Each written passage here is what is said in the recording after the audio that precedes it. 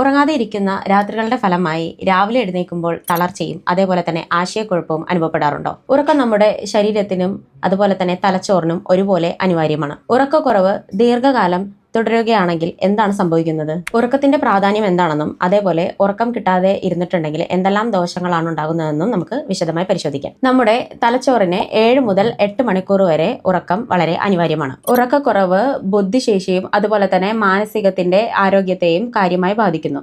ഉറക്കക്കുറവ് തുടർച്ചയായി വന്നു കഴിഞ്ഞിട്ടുണ്ടെങ്കിൽ തലച്ചോറിന്റെ ചില ഭാഗങ്ങളുടെ പ്രവർത്തനക്ഷമത കുറയാൻ കാരണമാകുന്നു. ഉറക്കത്തിനിടയിൽ നമ്മുടെ ബ്രെയിൻ റിപ്പയർ പ്രോസസ് അഥവാ മസ്തിഷ്കത്തിന്റെ പുനർനിർമ്മാണ പ്രക്രിയ നടക്കുന്നു. ഉദാഹരണമായി പറയുകയാണെങ്കിൽ ഒന്നാമത്തേത് ഗ്ലിംഫാറ്റിക് സിസ്റ്റം, തലച്ചോറിന്റെ ശുദ്ധീകരണ സംവിധാനം. ഉറക്കത്തിനിടെ ഗ്ലിംഫാറ്റിക് സിസ്റ്റം തലച്ചോറിൽ നിന്നുള്ള അമൈലോയിഡ് ബീറ്റ പോലുള്ള മാലിന്യങ്ങൾ നീക്കം ചെയ്യുന്നു. ഈ പ്രക്രിയ ഹെഡ് ഇഞ്ചുറി അതേപോലെ തന്നെ അൽഷിമേഴ്സ് പോലുള്ള രോഗങ്ങൾ നിയന്ത്രിക്കാനായിട്ട് സഹായിക്കുന്നു. 2. ഓർമ്മകളുടെ ഏകീകരണ പ്രക്രിയ.